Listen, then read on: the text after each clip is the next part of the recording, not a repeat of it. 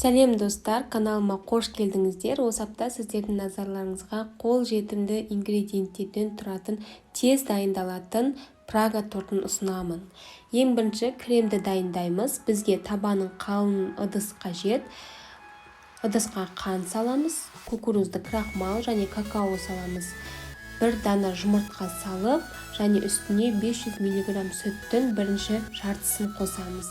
Құрғақ ингредиенттер түйіршіктеліп қалмас үшін араластырып аламыз, сосын отқа қоямыз. Жаңағы сүттің барлығын құямыз.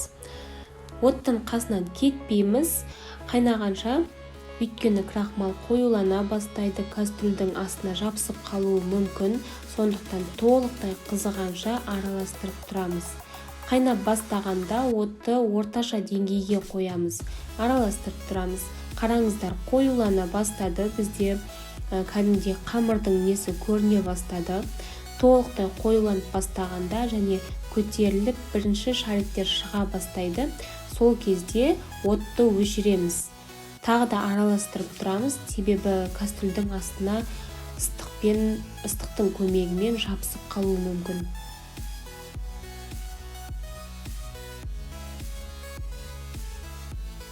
Енді бөлек ыдысқа ауыстырамыз, себебі жаңағы кастрюль ыстық болғандықтан одан суы қиынырақ болады. Бетін пакетикпен жауып қоямыз, суығанда түйіршіктеліп қалмас үшін. Кремнің бетін ашық қалдырмаңыздар. Осы жерде тоңазытқыштан сары майды шығарып қоямыз. Крем екеуі бір температурада болуы керек. Крем суығанша сары майда бөлме температурасына дейін жіби бастайды. Тез ерігенін қаласаңыз, майда кішкентай төрт бөліктерге кесіп қосаңыз да болады. Енді бисквитті дайындаймыз. Құрғақ ингредиенттерді біріктіріп аламыз. Мұнда менде ұн, какао, қант, қопсытқыш, яғни разрыхитель, сода, ванилин және тұз. Барлығын араластырамыз.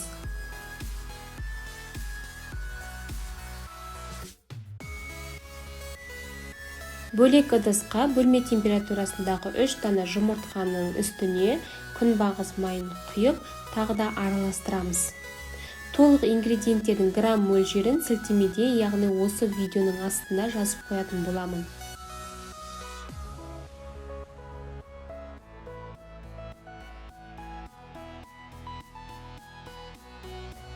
Енді құрғақ ингредиенттердің үстіне сұйық массаны құйып араластырамыз. Ортасында қайнап тұрған ыстық 200 мг ыстық суды құямыз. Тағы да араластырамыз. Тез-тез араластыруларыңыз керек, себебі мұнда бізде ұн бар, жұмыртқа бар, пісіп кетуі мүмкін.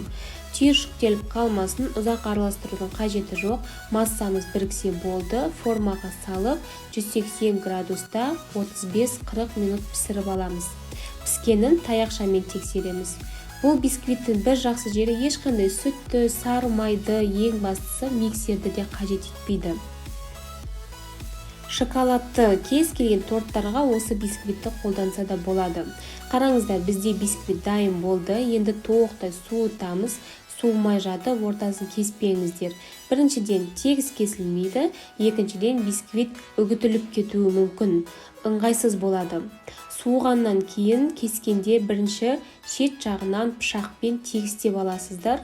Сосын жіппен видеодағыдай біріктірсеңіз, ортасы тегіс болып шығады.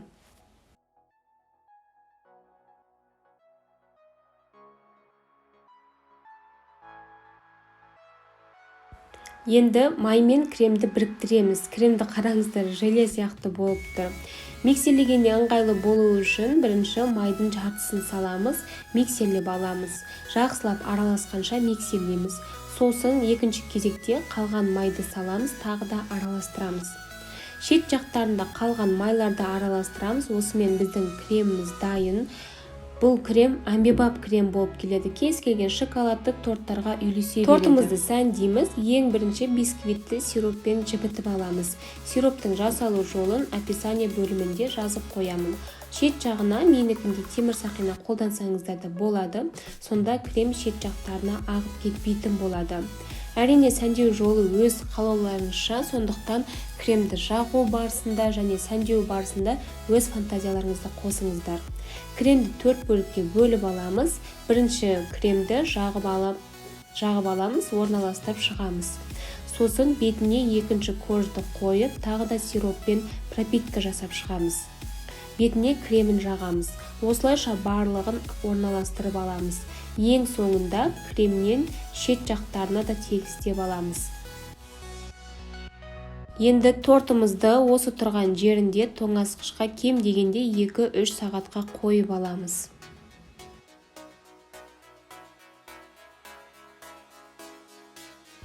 Жаңағы бисквиттің қалған қалдықтарын блендердің көмегімен ұнтақтап аламыз. Шет жақтарына ақырындап жағып орналастырамыз.